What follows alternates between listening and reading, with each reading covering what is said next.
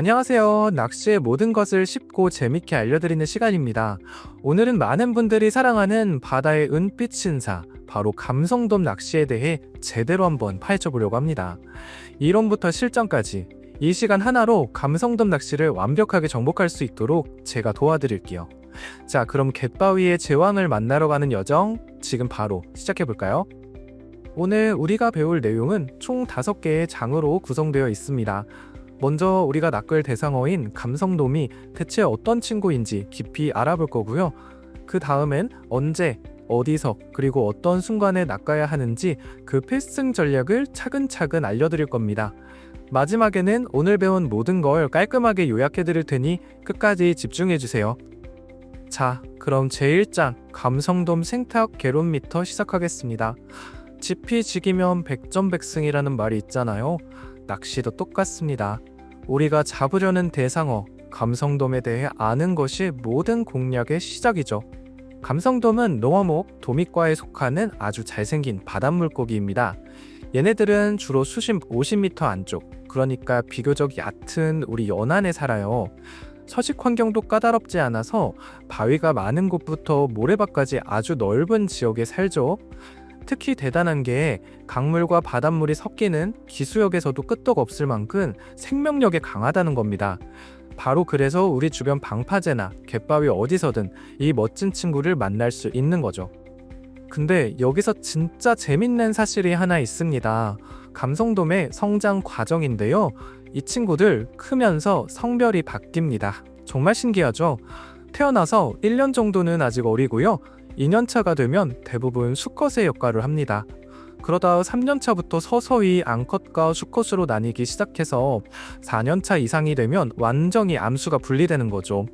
그러니까 어릴 땐 거의 다 수컷이었다가 자라면서 일부가 암컷으로 변신하는 거예요. 참 알면 알수록 신비로운 물고기입니다. 그럼 이 친구들은 평소에 뭘 먹고 살까요? 식단을 한번 볼까요? 감성돔은 사실 잡식성이긴 한데 유독 좋아하는 메뉴가 뚜렷하게 보입니다.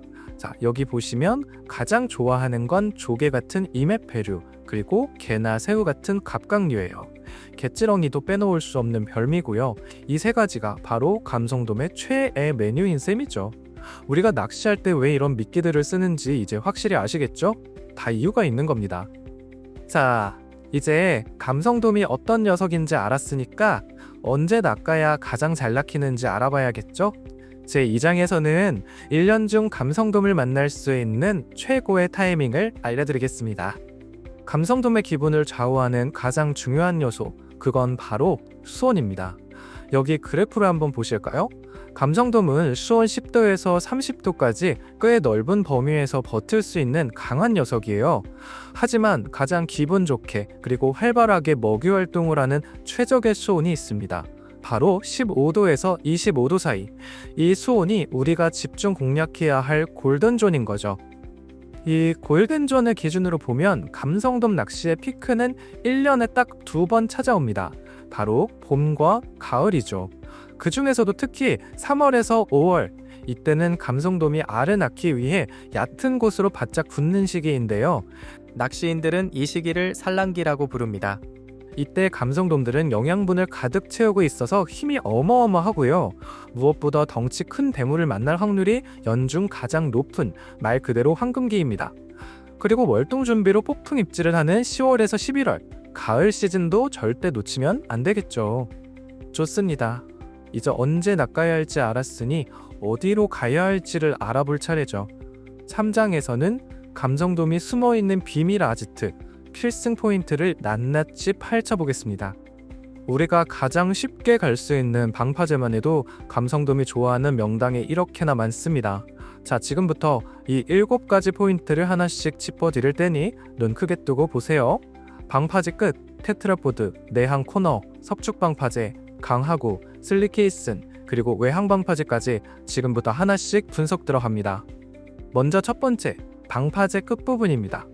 여긴 뭐 두말할 필요 없는 최고의 명당이죠. 물흐름도 좋고 수심도 깊어서 감성돔이 모여들 수밖에 없는 구조예요. 그리고 두 번째는 테트라푸드. 이 복잡한 구조물은 감성돔에게는 아주 아늑한 은신처가 되고요. 그 틈새에는 먹을 것도 아주 많습니다. 특히 테트라포드 사이의 틈이나 꺾여 있는 모서리 부분을 집중적으로 노려보세요. 세 번째는 내양의 코너.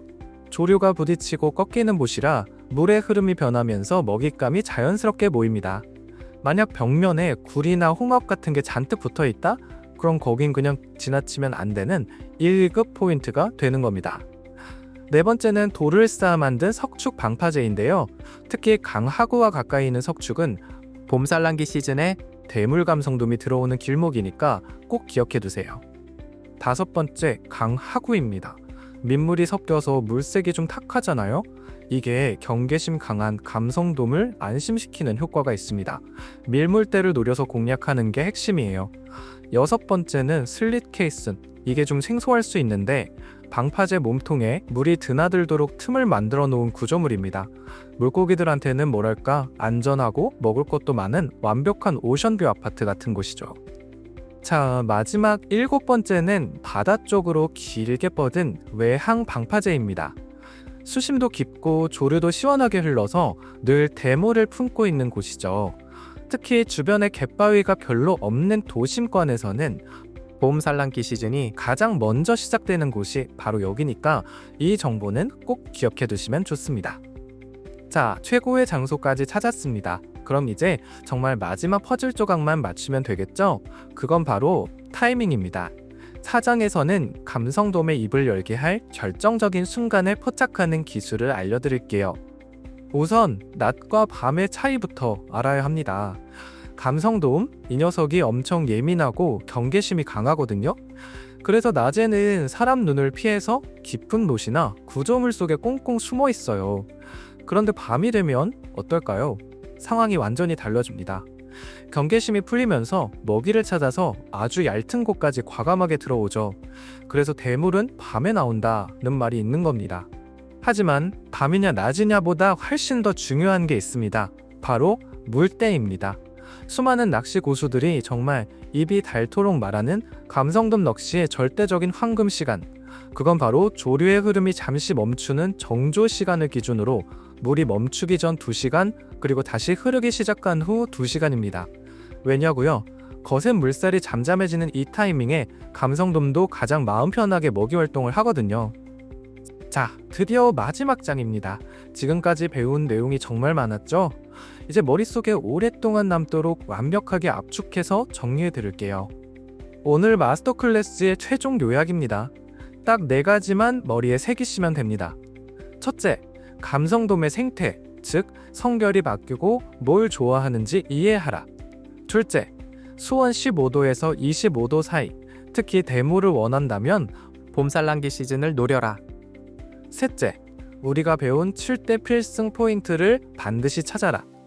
마지막, 넷째, 물돌이 전후 2시간, 이 황금 시간을 절대 놓치지 마라. 이 4가지 원칙만 여러분의 것으로 만드신다면 여러분도 감성돔 마스터가 될 수 있습니다. 오늘 우리는 감성돔이라는 물고기의 생태를 이해하고 시즌과 포인트를 분석하며 결정적 타이밍을 노리는 법까지 함께 알아봤습니다. 이 모든 조각들이 딱 맞아 떨어질 때 비로소 우리는 꿈에 그리던 바다의 은빛 신사를 만날 수 있을 겁니다. 여러분은 어떻게 생각하시나요? 댓글을 남겨주시면 감사드리겠습니다. 시청해주셔서 감사합니다.